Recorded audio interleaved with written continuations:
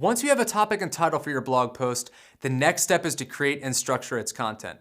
Let's review how to go about this. To start, choose a format for the post so that both people and search engines can easily read and understand it. When writing for your audience, you want to match the attitude of your readers and the subject matter.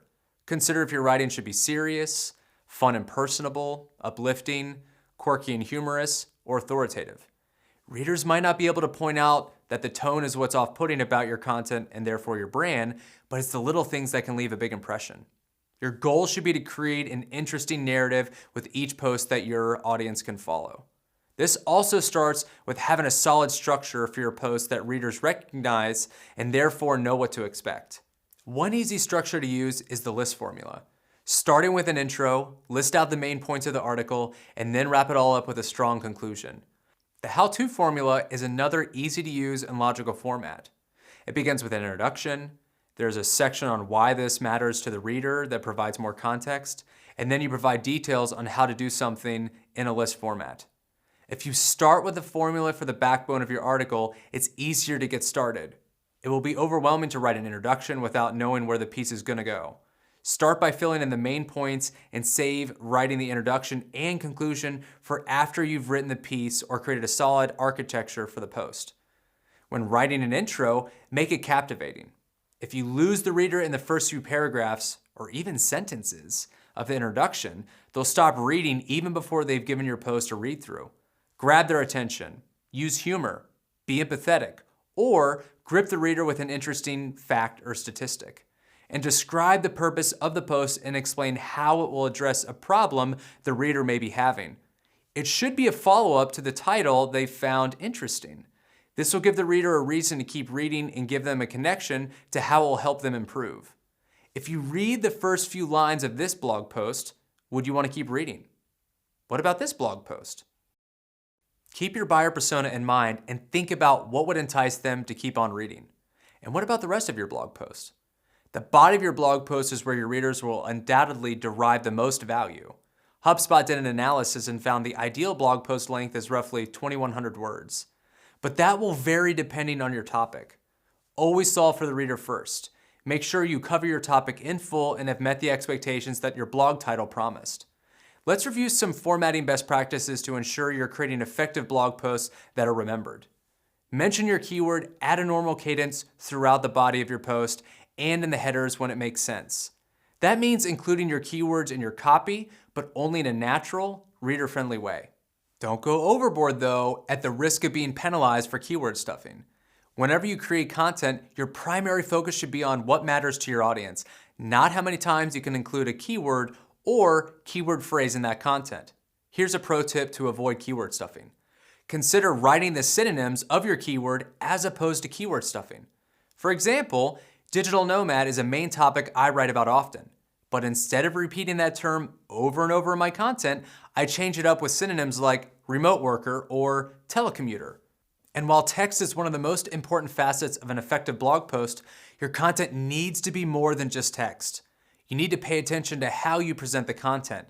Which brings me to my next best practice: white space is your friend. White space is the empty space on the page. It allows the visitor to focus on the content, not the clutter. Don't write long paragraphs that form into huge blocks of text. This will make your information look dense and hard to read. As you can see in this example, there's plenty of white space on the side margins of the post, around the title and first image, and between the paragraphs of text within the post. The space makes the post more easily digestible. Nothing is crammed together, and though the post is long, it doesn't feel overwhelming or hard to read. You can also break up the text in your blog post by using subheaders and bullets or numbered lists to highlight your points. Subheaders are also another on-page SEO element. Subheaders organize and break up your blog post into different sections to signal to Google and your reader what the post will cover.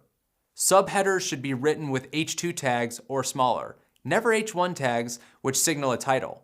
Use subheaders to split up sections of your blog post. For example, this blog post is a section on creating ideas on your own. Notice how it offers subheadings within this section as well to continue splitting up content to make it easier to digest. I did this using an H3 tag. Bolding important text can also help readers quickly understand the key takeaways from the post. Though, don't go overboard with bolding. If the majority of a paragraph is bolded, then it's possible your reader won't retain the important information you want them to remember. Here's a pro tip. Consider only bolding one sentence per paragraph and possibly just bolding one sentence every few paragraphs. In this case, less is more. Once you've finished the text portion of your post, don't forget to make it stand out with the use of visuals and multimedia elements to break up your text. Start by using a featured image.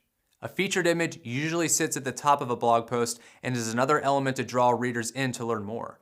A featured image is also the image that shows up on social media when your content is shared. The image should reflect what the story is about, intrigue readers, or provoke them.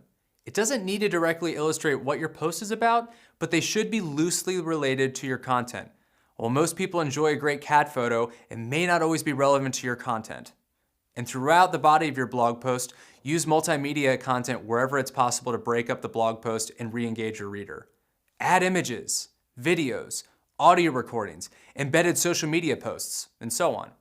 HubSpot sometimes includes an audio version of the blog post or includes a video on the related topic. It changes it up for the reader, but also helps them digest the content in a different way. Changing up the format of your blog post will provide additional value to your reader while making sure eyes are focused on what they're reading and seeing. See the difference? The blog post without any visuals looks a lot less interesting and welcoming. Before moving on, don't forget about mobile. Mobile users consume more than 2 times the minutes online compared to desktop users. This means having a blog that's responsive or designed for mobile has become more and more critical. Make sure to keep mobile in mind as you structure your blog post. What would the experience be like if someone were to read your blog post on their mobile phone instead of a desktop computer? Would you format it differently? And there you have it, the fundamental strategy and best practices for creating and structuring content that attracts, engages, and delights your ideal audience.